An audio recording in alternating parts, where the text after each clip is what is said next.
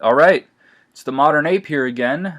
Today we have another solo podcast, and we will be discussing the idea of dreams, what it means to have a dream, why we should follow them, whether we should follow them, and whether or not they should even be reasonable.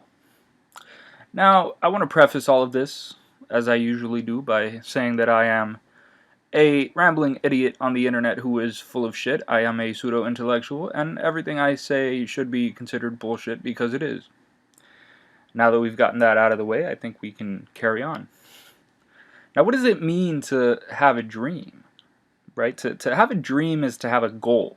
And people without goals often suffer due to the feeling of not having a meaningful existence. But goals can be anything you want to do. Becoming a president is a goal. Going to get milk from your kitchen is another goal. It's a goal because it's something you want. Getting milk from the kitchen may not give you a sense of meaning, but it is a goal. Here lies the difference, right, between a goal and a dream. A dream is something you perceive to be meaningful, and it's something you're working towards or something you plan on working towards.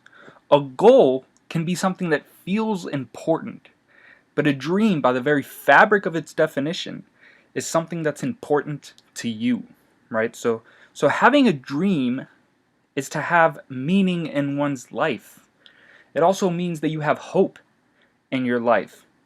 Hope that it will get better should you accomplish your dream.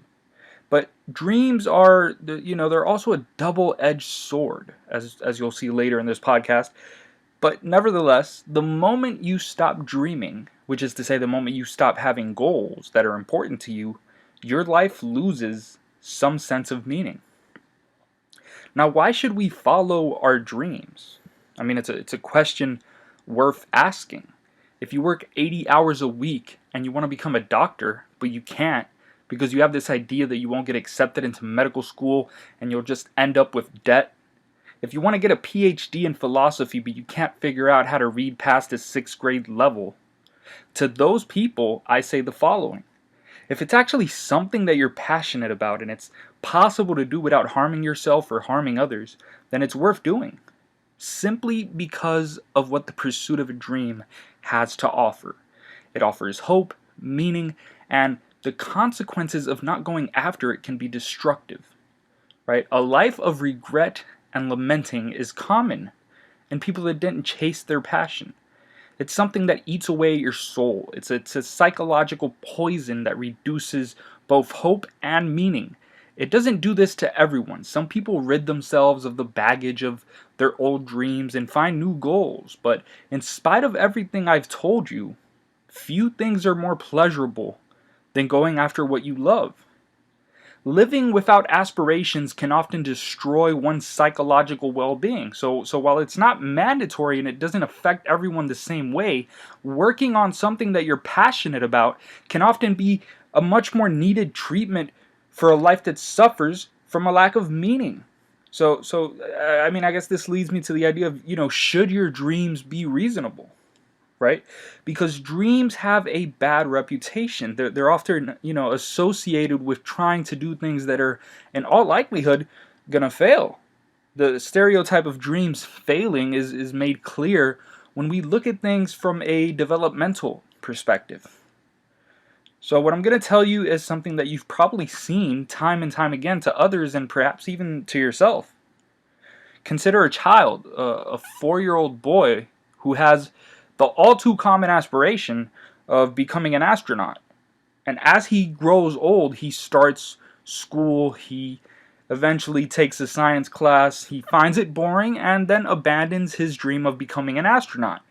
At this age, he wants to go to space, not to become an engineer or a scientist. I mean, to him, all of the requirements necessary to become an astronaut feel like a burden when he compares it to the thought he had in his head of simply floating in space and riding in a rocket.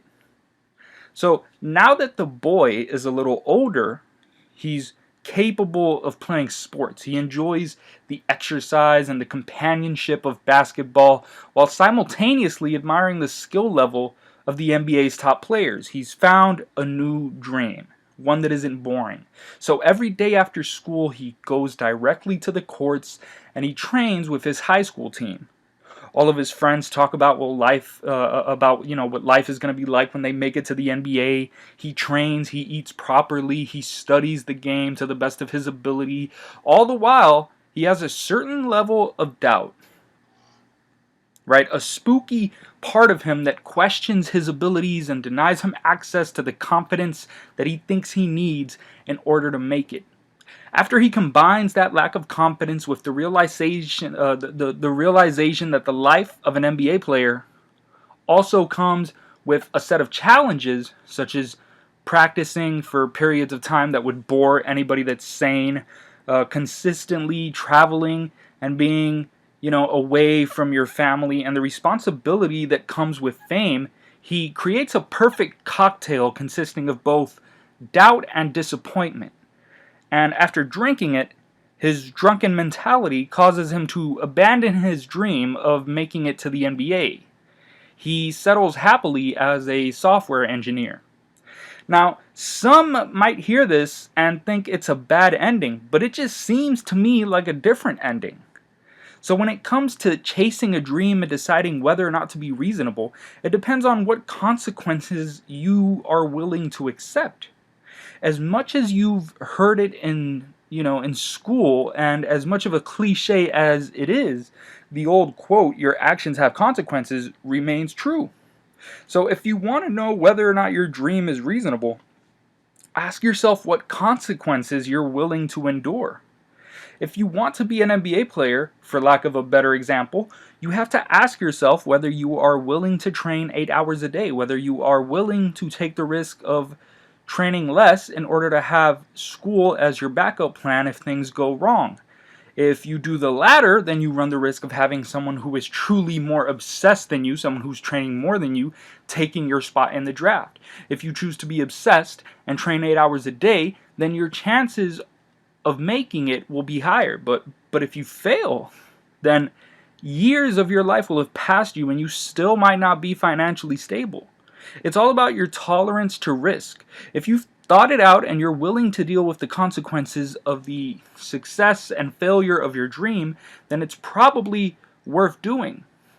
At least as far as you can perceive it, right? In your perception, it's worth doing. A dream only needs to satisfy two needs. The first one is that it must be possible to accomplish, and the second one is that it must have consequences in terms of, risk, success, failure, that you're willing to accept. So how long should you be willing to follow your dreams? Well, it seems that many people think they can do anything no matter how much they've failed, and no matter how tall the task is, while many people think they can't even accomplish a dream despite never having tried. Right? The old baggage that says you can do anything you put your mind to is a load of incredibly hot, stinking, gelatinous bullshit that lies at the heart of American culture. Especially if you're taking your cues from Hollywood. You cannot accomplish every goal you can imagine. You cannot run a marathon if you're a quadriplegic. You cannot become a neurologist using an IQ of 65. And you and everyone else can do some things. We humans have limitations, and we need to be honest about them, because the consequences of not doing so can lead to endless cycles of cultural immaturity and wasted time. So with this being said, you have to give yourself a time frame, one that is in accordance with what you are willing to tolerate. Sometimes you don't need a time frame. Sometimes dreams can be hunted down indefinitely. So, for example, take the case of a musician. Her name is Sandra, and she wants to be a singer. Sandra isn't just practicing her singing. She also has a medical degree and works in her clinic. She has a husband and a life that she loves. Sandra does not have to put, her entire life on hold in order to follow her dreams. She practices as much as she can without abandoning the other aspects of her life. So as long as singing is her passion, she can continue to work on becoming a singer because she has her shit together and she's getting better with age. Again, we are reminded that there is no perfect route to follow when it comes to following a passion, but that it is a subjective decision based on your dream, your talents, and your limitations, and what you're willing to tolerate. Planning ahead is a wise move when it comes to deciding how long you should follow your dream. If you decide that you can't tolerate being a 50-year-old man with no family and not a dime to spare, then you want to plan ahead and make sure that doesn't happen. There are certain dreams that require unusual amounts of time, energy, money, and might even require that you travel, right? These are passions that cannot be followed as a simple hobby. If you want to win a gold medal in wrestling, you can't just train for 2-3 days a week. You have to go the extra mile. And after that, you have to figure out how to make a living once your Olympic career is done. So, will your sponsors be enough to make a living indefinitely, or will you hit a dead end?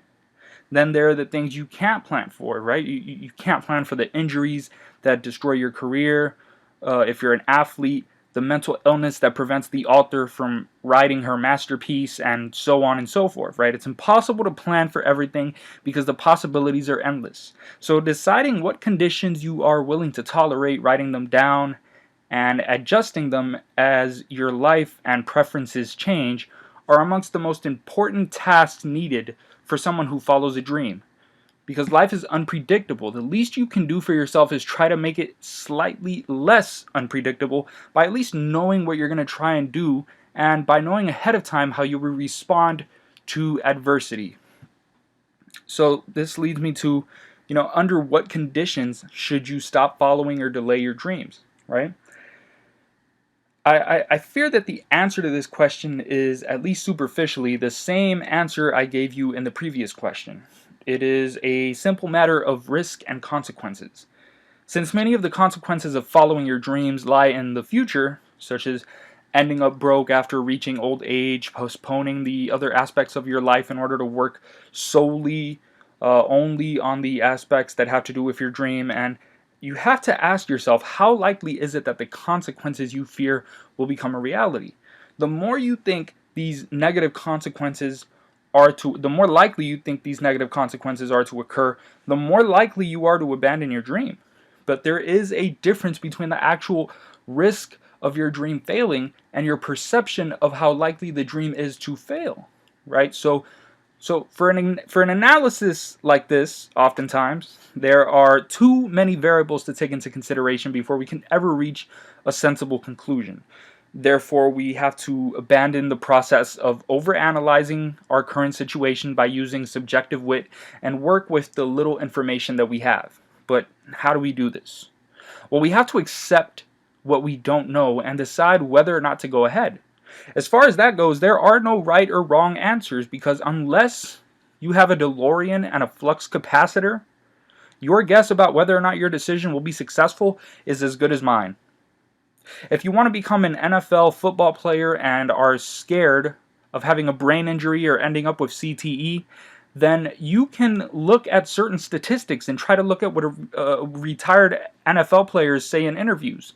And while this might tell you to one degree or another what happened to other players in the past, it doesn't tell you what's going to happen to you in the future. This is what lies at the core of not knowing whether or not to follow your dream, right? The lack of knowledge about what the future brings, right? This is the scary part. You can either, run on faith and pretend to have knowledge about your future success, or you can admit to not knowing and choose your dream in spite of that. Chase it. And then there is, the case of what I like to call quitting syndrome. People whose passion for their dream has faded, but they continue to follow something they used to care about just to avoid the self-consciousness of labeling themselves a quitter. Well, that's, what's worse? Ask yourself, forcing yourself to do something that you don't care about and something that you don't need, or abandoning something that adds no value to your life? I would say that the former is almost its own form of insanity. You can boost your self-esteem again after quitting something, but you can't get back the time you wasted if you don't quit. So now we run into, the question that goes as follows. Does it ever make sense to delay a dream? My answer is a hard subjective yes. Obsession, for example, can be a destructive force for the individual if it is, if it's not ever questioned. If all that matters is the dream, then everything else is secondary. Most of us disagree with the notion that you should carry on by focusing most of your time on your obsession, even if it requires that you ignore the following things, right? Your mother is dying and she wants you to visit her before her death. You're an athlete and your doctors have repeatedly warned you that you will die if you continue to train. You've been considering suicide ever since you started your graduate program, but you fear that you're nothing if you don't get your PhD, right? If these situations make it so that you ignore them and carry on only with your dream, if that is the sort of mentality you have, that can prove to be extremely toxic. So the only way to decide what to do in any of these circumstances is by having priorities, right? They aren't perfect ways of reasoning and they don't tell you what to do in every circumstance, but they do give you some idea of your own hierarchy of what's important to you.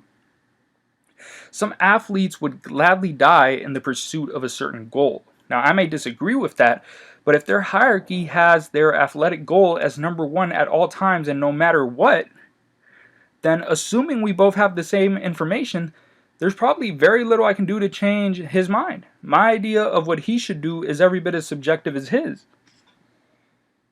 So, and of course, right now we have to ask ourselves, what could be the consequences of not following your dreams, right? We're all familiar with those who say they regret nothing because what happened to them and what they did made them who they are today. This idea is so wrong that it almost doesn't even need a counter argument. But being that I'm the sort of person who loves to ramble, I'll provide you with one anyways, right? You may love your life and be satisfied with your actions, but you know it could have been better. Surely a person that claims to have no regrets has repressed or has never even considered the idea that your life could and would have been better if you did something different to what you actually did. So to deny that is to claim that your life and your decisions are perfect. It's almost a messiah complex. Or is it? Because on the other hand, what good is regret if what happened in the past is already done? Why bother to regret something if you can't change it? In this case, the person who regrets nothing because it made them who they are is right for the wrong reasons. Being who you are is imperfect and could be better. Right? If you were offered the chance to have a better life without there being a trade-off in your current life, you would be insane not to accept it. But there is no point in regret unless it's useful in creating a positive change in your life. But what does this tell you about the consequences of not following your dreams? Well, it tells us that even though regret by itself is pointless, many people will still feel it and die with it due to not following certain dreams. If you abandon your passion, you might feel as though a part of you has died. You have psychologically murdered the idea of who you wanted to be, and you have psychologically murdered the idea of the life you wanted to have. This is not a definite sentence. It's possible to overcome this trauma by processing it correctly or by going back to follow your passion, assuming that's still an option. But if you want to prevent a life of regret, then there are two routes you can take. The psychological route and the route of action, right? In the psychological route, we learn to process and accept regrets and thereby make them powerless. This is, simply a change of mindset. A change from being a person who feels like he has lost the world to being a person that, appreciates the one life he has. The route of action requires an equally powerful mindset, but a different one. A mindset of seeing your potential before you've achieved it. This is the route where you don't have to worry about the regrets that arise from not following your dreams. You don't have to worry about it because you are taking steps to accomplish it. Nevertheless, if you choose to abandon your dream, it's important that you understand the level of regret and suffering that some, but not all, experience upon giving up. What happens if you get what you want, but it doesn't feel the way you thought it would?